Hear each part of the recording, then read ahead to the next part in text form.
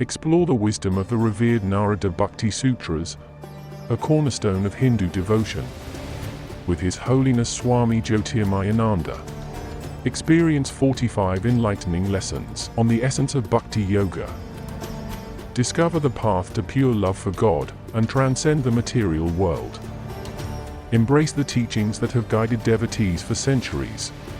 Attain spiritual perfection through devotion. Prepare to understand the depths of divine love. Find your path to spiritual enlightenment. Trust in the sutras. Follow these instructions. Be blessed with devotion. And now, His Holiness Swami Jyotirmayananda.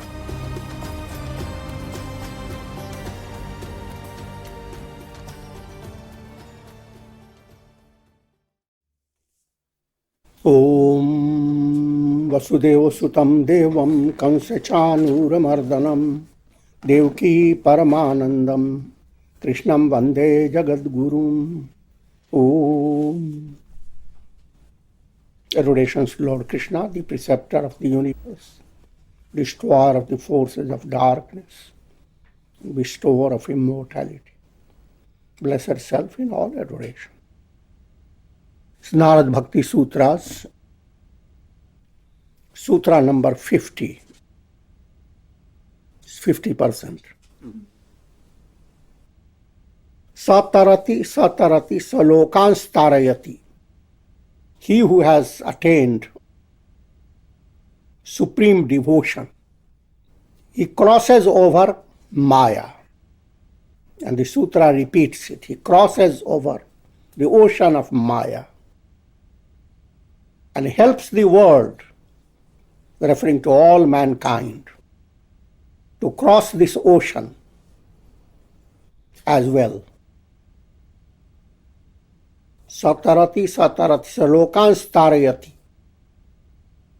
Not only does he attain liberation from the bondage of the world, just figuratively speaking, he crosses over the ocean of the world process. Not only he does that for himself, but helps countless souls to move towards God. Srimad Bhagavat Puran says, Mad Bhakti Yukto Bhuvanam Punati. Whoever has developed devotion to me, he sanctifies the three worlds. This needs to be reflected upon in a profound way. Anyone who has developed love of God, he is the ripest fruit of the world process. He has attained the highest. As I have already explained to you, in Vedantic terminology, we use the term moksha, liberation. In bhakti terminology, we use the word parabhakti, supreme devotion. Both are two aspects of the same coin. That's easy simile. When a coin is given to you, it has two aspects. You don't want to break them.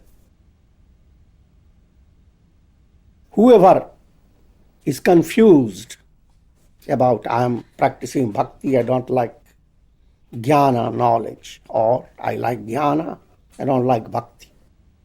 Whoever is confused is in a very low state of spiritual movement.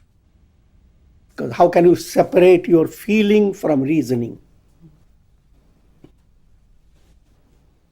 The climax of devotion, the divine love, is absolute Vedanta, absolute non-duality. God alone is there. Again, Kabira's statement, Lali mere lal ki, jit dekhaun tit lal. I have also referred that statement in the name of Meera. Slight error. In the heavenly world, they are not upset about it. I went out to look for the beauty of my beloved. And behold, I saw that beauty everywhere. And a greater wonder, I myself became the beloved. The seeker and the sought both became one. Most important point, that throughout your progress on the path of devotion, you develop amazing qualities, spiritual qualities. Those qualities are like fragrance from blossoms. A tree may say, I don't care for the world. I want to attain fructification. I want to blossom. I want to give fruit. And let the world be wherever it is. But the tree that is really of profound nature cannot hide even a slightest blossom. Fragrance begins to move everywhere.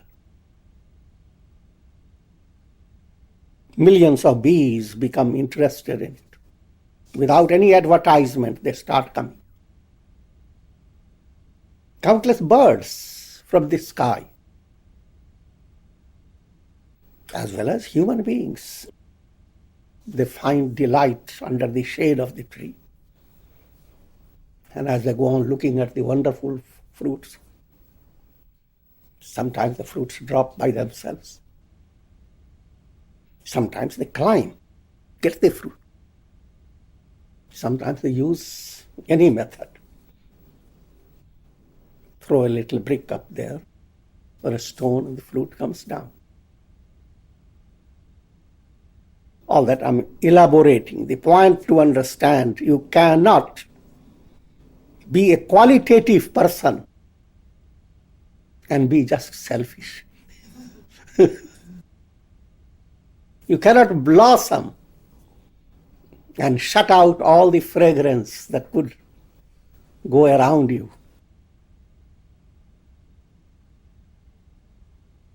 The immensity of attainment cannot be understood.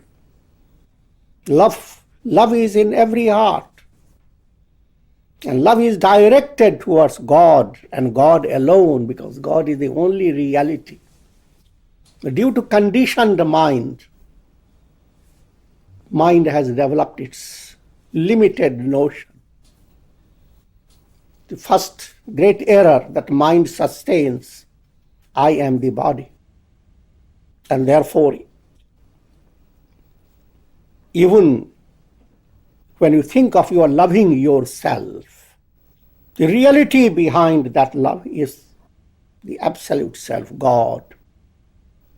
Because your body, your mind, your senses, all these are fashioned by God based on pure awareness. Just like in your dream, all things in your dream are awareness, consciousness, expressing in different ways. So everything you love in the dream world is directed towards consciousness. As such, you are lying on the bed. That person who is lying on the bed is the object of love and the object of all attainments in the context of dream world. Think of the dream world. What can you get in it? And what is being loved by all beings in the dream world and all objects of the dream world? Waking consciousness. Suppose in your dream you met wonderful friends, wonderful society, wonderful family. and reached a very high level of love. Analyze that love. That love relates to loving the one who is on the bed. You cannot immortalize the dream love.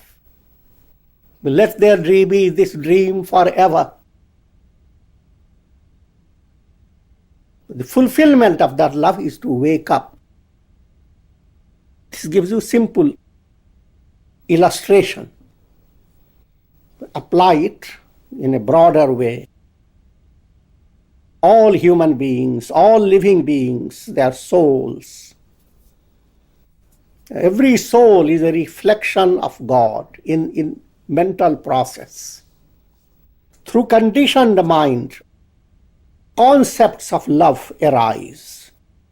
And as you follow the spiritual path, you bring in divine love in that limited concept of yours.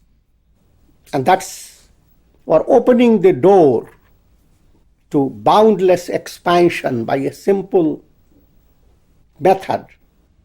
In other words, you love your child. Love. But go one step further. I love the Lord in my child, God. He is shining through his eyes. Someone loves me. That me is God. So I shouldn't become too obsessed about it. This does not create an abrupt breakage in your practical reality, that gives you a profounder depth to it. Therefore, if you are friends with someone, even if situation has changed, even if the mind of the friend has become distorted, your friendliness will not break, because you are loving God in the person. If that is not so, then your love, your relationship is on shaky condition. And that's the ideal. Live in the world in such a way that you begin to discover God's presence within you and recognize that presence in all. On that basis, build up a highly cultured way of living. Now, this is not an ordinary attainment. However, that's the goal before everyone. Every stream, every river, one day is going to be merged in the ocean. Every soul one day has to attain unity with the divine self, become one with God. However, God realization and spiritual advancement is not easy to see. You have to have a lot of corrections in your vision to recognize God permeating the world, that is not difficult. But to have the vision corrected and have the right type of people to work upon your eyes, that requires special grace of God, special effort. In other words, countless people continue in their own way. But if anyone has really experienced the divine love, he is like a dynamite. Dynamite is a little term. It is volcanic eruption. One eruption, that is, it affects the world all over, makes all people in a state of turmoil. But this is positive. One eruption of divine love sends out in every heart a beckoning message that you exist for attaining God realization. Behold the love of Christ. Behold the love of Buddha.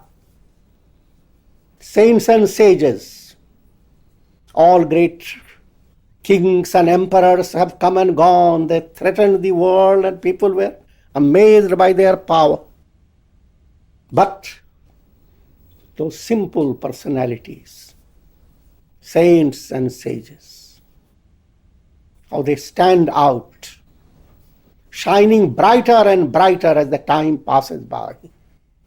And the bomb they dropped, the after effect of that continues to hit the minds of people for a long, long time. In recent times, Mahatma Gandhi said, if there are true satyagrahis refer to lovers of truth, if there are a handful of people who love God deeply, the entire world will be transformed. Such as transforming effect lies in directing the mind to God. But it is not, you have to need to understand all implications. The first great error, people begin to push the world away. I am interested in God, and let go their responsibilities. Then mentally they begin to build up strange notions. I am. Real devotee, those people are just hypocrites. I have chosen a better God. They are going after small ones. When you are developing this is not religion. Religion, true religion should make you universal. Any human being who does something marvelous for the world, some technical knowledge, some special technical insight is given to the world, people never ask, does he belong to my religion? If he doesn't, we don't care for him. Just I'm leading you to understand that if a person is truly a man of God or one who is united with God, no one would say he doesn't belong to my religion. Everyone is proud because you are seeing humanity reaching the highest level. And that's the destiny of humanity on this earth planet. No longer how long it may. That's the ideal of a Rama Rajya. Whoever rules the country is in tune with God, God realized. All people who join to help the progress of the world around them, they are all saintly personalities. So, along with resolving the problems that people face, they are directing the attention to profoundest level. You are not just people who have come to this earth for the first time. So, you have to evolve into saintly personality. Otherwise, you will spoil the future. By entering into wrong births. I'm just putting in some joke to it. So therefore, your mind has to develop a special reverence and a special sense of awe towards the project of developing divine love. It's not an ordinary attainment you are working for. You can change your own personality. You can change people around you. And you give the best inheritance for countless generations.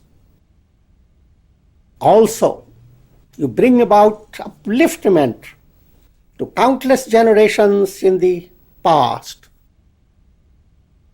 Because all are interrelated in a mysterious way. Now we are entering into third chapter with 51st Sutra. Anirvachaniyam Prema Swarupam. The nature of divine love is indescribable. Now, do not go after verbosities. That is, no one is there can exactly describe how does the divine love taste. Even worldly love can't be described by people. Much less can you describe divine love. But there's no harm in trying to go on doing so. Countless literature is brought out, poems, songs, to describe human love. Likewise, saintly personalities have written wonderful verses, poetic works from ancient times of the Vedas,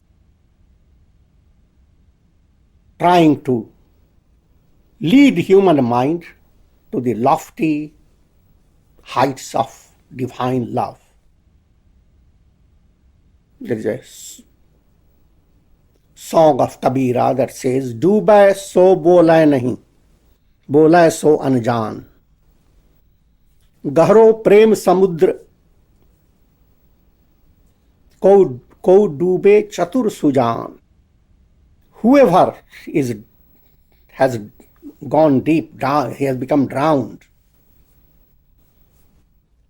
I'm talking about not the pathetic drowning, but drowning in divine love. Someone says, "Are you enjoying divine love? Are you drowned?" If the person says, yes, I'm drowned. So he doesn't know anything about real drowning.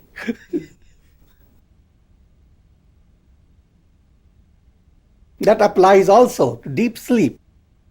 Sometimes in your family, if you have 6, 7 children and they're sleeping, and then mother tries to know that all are sleeping, so she says, "Are you all asleep?"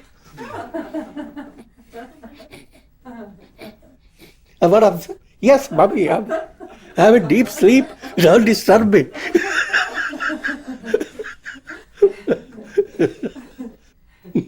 Whoever is asserting I'm a deep sleep, he doesn't know it. He's faking it. Gahro prem samudram.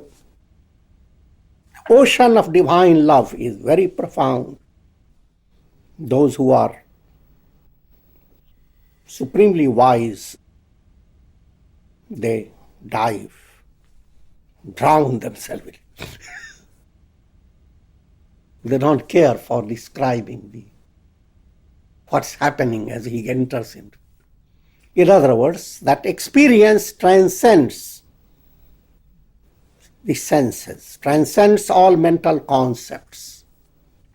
In the next sutra, Muka Swadanavat, it's like the delight of taste enjoyed by a person who is dumb. You invited a person who is dumb, you didn't know it, and you served wonderful food, most delicious. And you look at him, "Did you like that? Can you describe the taste of it?" The dumb man enjoys it. There's no way he can describe it. Simple illustration. That implies all the senses and their perceptions are transcended. The highest attainment cannot be described in the terms of colors. Did you see God? How did he look? Dazzling colors. Scriptures try to describe them, but they are all figurative. The description is as if millions of suns were ablaze. Imagine if there is only one sun, he will become blind. All descriptions are only to show that your senses can't reach. Simple parable of frogs living in a well. And it so happened that outside frog that has been enjoying the outer freedom suddenly fell into that well. And the leader frog of that well turned to this stranger frog and flickered his tongue and asked, "How big is the world out there? Is it as big and comfortable as here?" And the frog said, "Oh, that's too, don't ask me that question. That's too big." The frog had a very flexible cheek. He swelled his cheek. "Is that much?" I said, "Oh no. Is that much?" Until he exploded. The effort of the mind to describe the experience of divine love is the same story of the frog. Your mind tries to give you concepts. Is it this much? It is that much? It's simply trying to make the cheek flexible. The answer lies that it should simply explode. Your vision must transcend the mind. So do not stay in a world where you are constantly trying to ask, does it look like? What does it feel if there is God's realization? You may go on asking just to lead you on, that a certain reality about it. But you have to always understand that all descriptions are little. Actual realization far transcends all description. And it is not in the realm of senses. So there is a deeper level within you that doesn't require experience of the senses. That's why we use the three worlds.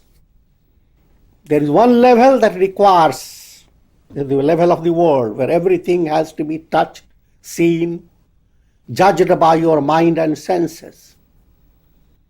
There is another level within you, if you have a great vitality, you enjoy the thrill of adventure and heroism. Now that is a different world. That doesn't come in the realm of senses. It comes in the realm of mind. And if you go one step further, that level which opens up for you if your mind has become highly advanced, if your intellect has become bright, and you are seeing things with a highly advanced vision, that experience cannot be described in the terms of someone going to interstellar travel or someone doing some amazing type of heroic act. Cannot be compared with that. So you have three types of thrill. Thrill in the physical world, bhurloka. Thrill in the bhuvarloka, the vital world. And thrill in the mental world. And these three lokas are available for everyone. But divine love shines through all these three lokas and transcends, goes beyond. So actual experience transcends the three lokas. And if you have attained that devotion, you sanctify the three lokas. You help people to bring spirituality in your physical world, in your vital world, in your mental world.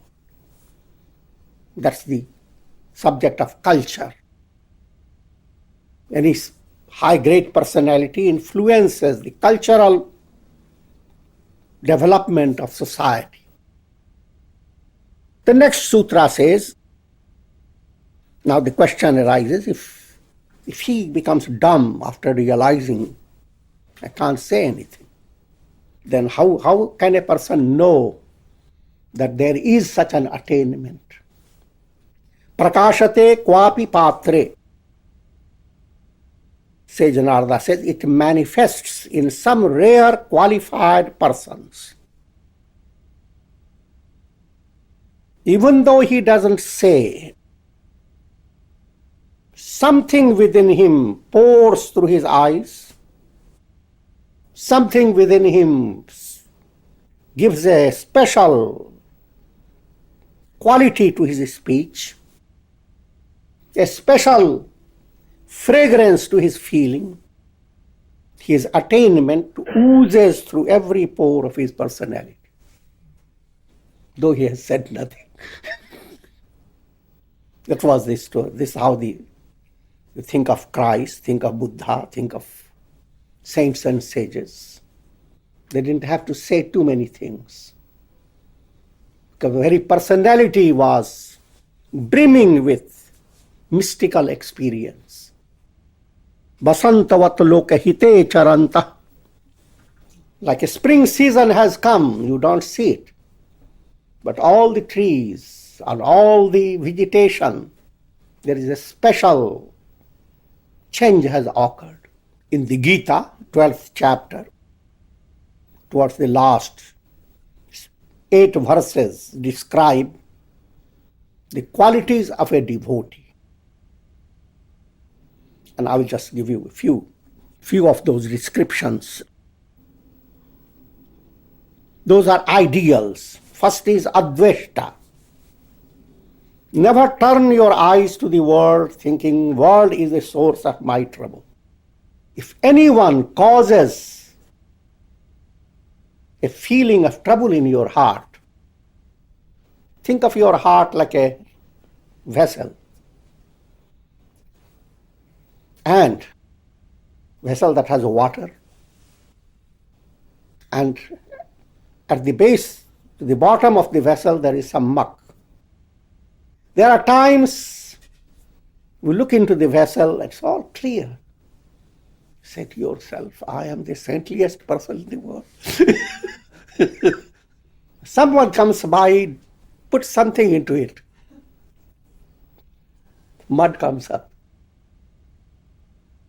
Instead of knowing that the mud was already there, the person didn't bring it. You go after the person. Try to understand, that's a very subtle point. There's a saintly way of looking at things. Each time that you are upset, because you become more relaxed knowing somebody is the cause, not me. But a bolder development is to realize, if it wasn't there within me, it wouldn't have served up. Therefore, a great ideal is presented before you. If you are going towards para-bhakti, supreme devotion, you have to work with that ideal, that no matter whatever may be external challenges, external provocation, if I don't have the mud within me, it will not serve up. The clarity will continue. Your mind will my mind will be free of agitation, hatred, anger. On the other hand, the light of your soul will emanate through that mind. So therefore, your reaction towards will be of a saintly nature. So, different similes are given. One strikes at a sandalwood tree with a very sharp instrument, and sandalwood tree makes that sharp edge of the instrument fragrant. So we have all that, so many stories in the Puranas. Bhrigu, he was sent out to examine the great deities and to bring the news to the world who is most forgiving and who has controlled anger in an absolute way. That is the deity that we will consider the best. Bhrigu goes to different gods and acts abruptly, and they all react to him. Some start explaining that I'm not as bad as you think. Some don't have that much patience. They start turning to their cursing process. And Bhrigu goes to Lord Vishnu. Lord Vishnu pretended to be very in deep sleep. He rushes into his apartment and he seems to feel defeated because there is nothing he has so far was able to do. People who are awake, you can insult them. But now he couldn't control himself. He raised one of his foot and struck against by the foot, he struck against the chest of Lord Vishnu. In other words, kicked Lord Vishnu. Now, that could be the greatest of provocation that anyone could have done when you are in deep, deep sleep, gentle, sweet sleep. Here comes someone.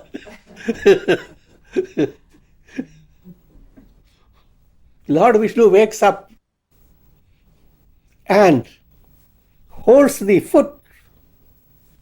For a moment he thought that he's going to give me now a reaction. But his mind sank in amazement. He said, "O sage, your lotus feet, my hard heart, how much pain I have inflicted on your foot. Can you ever forgive me?" Then Bhrigu realized, he said, "Oh Lord, what have I done? Can I be ever rid of this great sinful act that I have done towards you?" Lord Vishnu said, "Don't worry. Each incarnation I will be recognized by the footprint that you have planted on my chest. Just like Satans are recognized by 666. All these are mystical. It is not a little physiological imprint of a foot. The idea is that any incarnation that carries the same type of forbearance as Vishnu has means he is an incarnation, not an ordinary person. So I didn't intend to go so far, but I stopped at only one. Adveshta doesn't have hatred towards anyone. In turn, there is boundless love. Whoever has that is the devotee of God. And with this we conclude. Om Shanti, Shanti, Shanti. Thank you for joining us on this journey of spiritual growth. It's an honor to learn from the wisdom of Swami Jyotirmayananda. As we part for now, remember, the quest does not end. Take time to reflect on today's insights and integrate them into your life. Until next time, stay open, stay curious, stay present. The light within you is always shining.